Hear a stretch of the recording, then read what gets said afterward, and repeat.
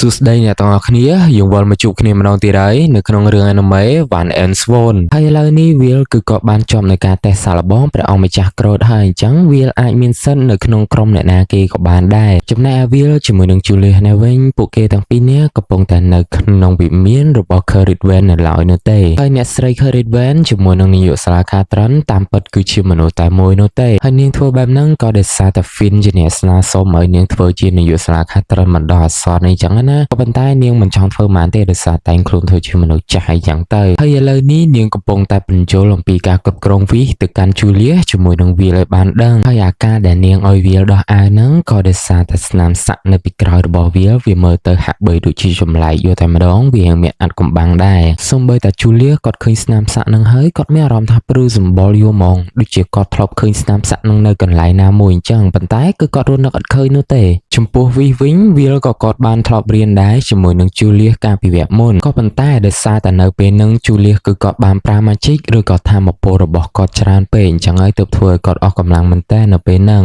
ក៏ដោយសារតែ Julius គាត់អស់កម្លាំងហ្នឹងហើយទើបធ្វើឲ្យវាគឺគាត់រៀនវីសមិនតាន់ចេះនោះទេហើយឥឡូវនេះអ្នកស្រី Currit Van គឺគាត់បានបើកផ្លូវទៅអតីតកាលដើម្បីឲ្យវាគាត់ស្វែងរកវីសនិងស្វែងយល់អំពីវីសដោយខ្លួនឯងហើយវីសរបស់វាគឺមានតាំងពីក្មេងមកម្ល៉េះក៏ប៉ុន្តែដោយសារតែគាត់អត់ចេះប្រើឬក៏គាត់អត់យល់ពីវីសចឹងហើយគឺបានត្រឹមតែខ្ចីវិតាមុនគេនឹងឯងហើយឥឡូវនេះវាគឺគាត់បានមកដល់អតីតកាលរបស់គាត់ហើយនៅពេលដែលគាត់មានកុមារភាពត្រឹមតែ6ទៅ7ឆ្នាំ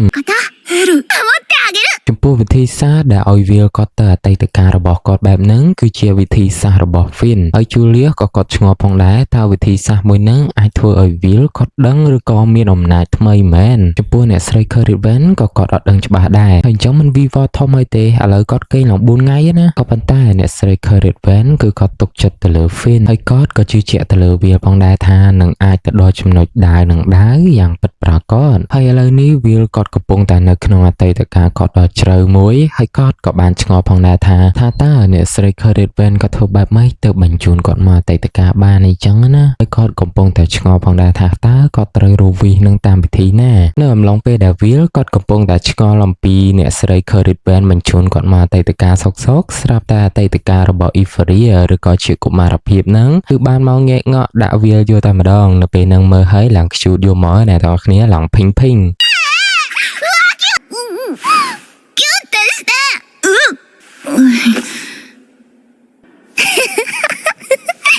បន្ទាប់ពីនាងងក់ងទៅលើវារួចហើយក៏ពពោះវាមកអង្គុយអានសភៅនៅក្រោមដើមឈើក្រោយមណ្ឌលកុមារកំព្រាហើយសភៅដែលពួកគេអាននៅក្នុងកុមារភាពហ្នឹងគឺជាសភៅដែលតាក់ទងទៅនឹងដាវនឹងឯងហើយយើងមើលទៅវាហាក់បីដូចជាវារៀងមានសង្ឃឹមបន្តិចហើយនៅក្នុងការរកវីសផ្ទាល់ខ្លួនរបស់គាត់ហើយចំពោះវីសហ្នឹងវាហាក់បីដូចជាវីតាមុនមួយអញ្ចឹងដោយសារតែវាគាត់ប្រើរដងគឺគាត់បានខ្ចីវីតាមុនរបស់គេយកមកដាក់ក្នុងដាវរបស់គាត់កាលដល់ពេលគាត់មានវីសផ្ទាល់ខ្លួនរបស់ខ្លួនឯងគឺគាត់មិនត្រូវការខ្ចីវីតាមុនរបស់អ្នកណាមកដាក់ក្នុងដាវទេគឺគាត់អាចប្រើវីសដល់ខ្លួនឯងបានអញ្ចឹងណាគឺងាយស្រួលមែនតើហ្មងហើយនៅក្នុងវ័យកុមារភាពរបស់អ្នកទាំងពីរគឺពិតជារពឹសយកតែម្ដងក៏ដោយសារតែអ្នកទាំងពីរបានចូលទៅក្នុងព្រៃដែលគេបានហាមឃាត់អីចឹងណាអ្នកគ្នាហើយនៅក្នុងព្រៃហ្នឹងគឺវាហាក់បីដូចជាដនចន់អញ្ចឹងវាមានបិសាចសាហាវជាច្រើនយកហ្មងនៅពេលដែលអ្នកទាំងពីររត់ចូលមកសុកអ្នកទាំងពីរក៏បានជួបទៅនឹងបិសាចចោកមួយហើយនៅពេលហ្នឹង Euphoria នាងក៏បានបើកឆាកប្រយុទ្ធហើយនាងក៏បានប្រើនៅវីតាមុនថ្មីរបស់នាងមួយក៏ប៉ុន្តែវាបានផលនៅទេដោយសារតែបិសាចចោកហ្នឹងវាមានខើនិងមានស៊ីលការពារខ្លួនហើយក៏មានក្របតកកមួយដែលផ្លាតចេញពីបិសាចចោកហ្នឹងមកបុកទៅលើស្មារបស់វាមួយទំហឹងឡើងប៉ើងយកហ្មងហើយនៅពេលនេះអ្នកទាំងពីរកំពុងតែមានគ្រោះថ្នាក់មែនតើហ្មងណានៅពេលដែលវាគាត់ឃើញ Euphoria នាងកំពុងតែមានគ្រោះថ្នាក់គាត់ក៏បានរត់ទៅយ៉ាងលឿនដើម្បីយកខ្លួនរបស់គាត់ដើម្បីការពារនាងកុំឲ្យក្របតកកជាច្រើនហោះមកបុកនាងអីចឹងទៅហើយនៅពេលដែលគាត់យកខ្លួនរបស់គាត់មកការពារទៅលើ Euphoria បែបហ្នឹងគឺធ្វើឲ្យគាត់អាចរកឃើញនៅវីសរបស់គាត់ផងដែរហើយនៅក្នុងអំឡុងពេលដែលគាត់បិទភ្នែកស្លាប់គាត់ក៏បានឃើញសភៅមួយហើយក៏មាននារីម្នាក់មកដាស់ស្មារតីរបស់គាត់ឲ្យភ្ញាក់ហ្នឹងឯងហើយនៅត្រង់ចំណុចមួយហ្នឹងហើយដែល Finn ឲ្យអ្នកស្រី Currit Van បញ្ជូនវាមកក្នុងអតីតកាលហើយឥឡូវនេះគឺវាអាចរកឃើញវីសរបស់គាត់ហើយក៏អាចប្រើប្រាស់វីសរបស់គាត់ដោយខ្លួនឯងបានមិនចាំបាច់ប្រើប្រាស់ឬក៏ខ្ចីវីតាមុនរបស់នរណាម្នាក់មកដាក់នៅក្នុងដាវរបស់គាត់ទៀតឡើយហើយវាគឺគាត់បានបើកឆាកប្រយុទ្ធជាមួយនឹងបិសាចចោកហ្នឹងដោយគាត់បានប្រើប្រាស់ដាវតកដែលគាត់បានទទួលពីវីសរបស់គាត់ជាមួយនឹង Euphoria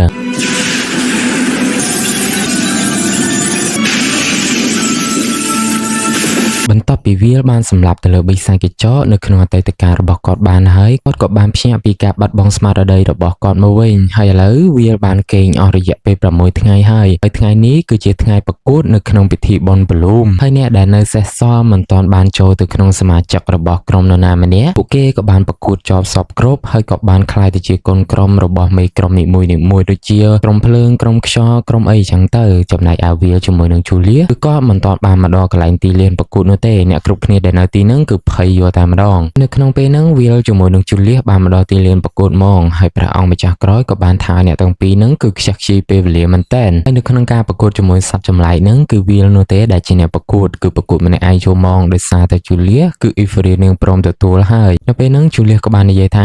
ហើយទទួលគាត់លឿនម៉េះគាត់តបានប្រកួតមួយបិសាចផងហ្នឹងហើយឥឡូវនេះគឺវាលគាត់អត់ចង់ចំណាយពេលយូរនោះទេគាត់ក៏បានធ្វើការបើកឆាកប្រយុទ្ធជាមួយនឹងបិសាចយកហ្មងដោយជាដំបូងគឺគាត់បានដាក់បញ្ចូលវិសរបស់គាត់ចូលទៅក្នុងដាវនៅពេលដែលវាលគាត់អាចប្រើប្រាស់វិសរបស់ខ្លួនឯងបានបែបហ្នឹងគឺធ្វើឲ្យអ្នកគ្រប់គ្នាពិតជាភ្ញាក់ផ្អើលយកតែម្ដងជាពិសេសព្រះអង្គម្ចាស់ក្រោយដោយគាត់ពិតជាភ្ញាក់ផ្អើលមែនតើនៅពេលដែលឃើញវាលអាចប្រើប្រាស់វិសដោយខ្លួនឯងបានដោយមិនខ្ចីនៅវិធានរបស់នរណាគេម្នាក់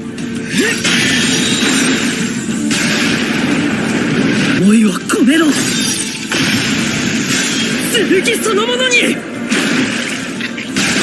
នៅពេលដែលវាលគាត់សម្លាប់ទៅលើបិសាចទាំងអស់ហ្នឹងដោយប្រើរយៈពេលត្រឹមតែ2ទៅ3នាទីធ្វើឲ្យព្រះអង្គម្ចាស់ក្រោតគឺគាត់មិនពេញចិត្តនោះទេហើយគាត់នៅតែមិនយល់ព្រមនៅតែមិនទទួលស្គាល់វាលនៅក្នុងការក្លាយទៅជាកូនក្រុមមេជាវ៉ាន់ដឺណាម្នាក់នៅក្នុងពេលហ្នឹងស្រាប់តែមានមេជាវ៉ាន់ដឺម្នាក់ចេញមុខមកដើម្បីអះអាងទៅលើសមត្ថភាពរបស់វាលហើយគាត់គឺមានឈ្មោះថាសេអូនៅពេលដែលគាត់ធ្វើតេស្តទៅលើវាលហ្នឹងគឺវាពិតជាសាហាវគោខើតែម្ដងគឺគាត់បានបាញ់រន្ទះយ៉ាងធំយកម្ដងទៅកាន់វាលក៏ប៉ុន្តែវាលអាចទប់នៅវិធានរន្ទះរបស់សេអូយ៉ាងធំសម្បើមនឹងបានធ្វើឲ្យសេអូនឹងពេញចិត្តទៅលើសមត្ថភាពរបស់វាយកតែម្ដងទោះបីជាឃើញវាអាចទប់ទល់ទៅលើដុំរន្ទះរបស់សេអូបានប៉ុណ្ណាក៏ដោយក៏ព្រះអង្គម្ចាស់ក្រោយនៅតែមិនពេញចិត្តអញ្ចឹងហើយមានតែសេអូចេញទៅបណ្ដៅបន្តិចទើបអាចយកព្រមអញ្ចឹងណាដោយសារតែសេអូគម្រាមទៅកាន់ព្រះអង្គម្ចាស់ក្រោយអញ្ចឹងព្រះអង្គម្ចាស់ក្រោយក៏បានយកព្រមឲ្យវាជាប់ទៅក្នុងការធ្វើតេស្តសាកល្បងហ្នឹងនៅពេលដែលអ៊ីហ្វរីនាងបានឮពាក្យនឹងភ្លាមនាងពិតជាសប្បាយចិត្តយកតែម្ដងដោយសារតែនាងរងចាំអវត្តមានរបស់វា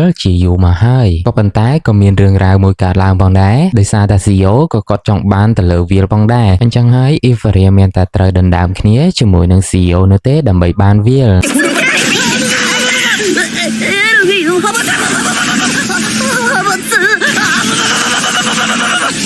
មុននឹងពួកគេធ្វើការប្រយុទ្ធដើម្បីដណ្ដើមយកវាលសេអូក៏បានឆក់ទៅលើវាលឡើងសន្លប់យកតែម្ដងតម្រាំតែខ្លាចទៅជាកូនក្រុមរបស់មេជាវ៉ាន់ដឺណាម្នាក់ដូចជាសាច់កម្មដល់ហើយវាលឥឡូវមកត្រូវគេឆក់សន្លប់ទៀតហើយឥឡូវនេះដល់វគ្គមេជាវ៉ាន់ដឺរន្ទះនិងមេជាតកកត្រូវការប្រយុទ្ធគ្នាហើយរឿងរបស់យើងក៏សុំស្លេះត្រឹមតែប៉ុណ្នេះហើយបើសិនបើអ្នកគ្នាយល់ថារឿងនេះល្អមើលកុំភ្លេចចុច like ឲ្យខ្ញុំម្នាក់មួយផងណាបើសិនបើអ្នកទាំងគ្នាដែលទើបតែមកថ្មីទេកុំភ្លេចចុច subscribe ឲ្យខ្ញុំម្នាក់មួយផងហើយខ្ញុំសូមជូនពរអ្នកគ្នាទៅណាមកណាមានតែសំណាងល្អជួបតាមមនុស្សល្អៗមានសុខភាពល្អនិងរស់ស៊ីទទួលទានមានបាននៅក្នុងក្រុមគ្រួសារជួបខ្ញុំនៅវីដេអូក្រោយទៀតបាយបាយ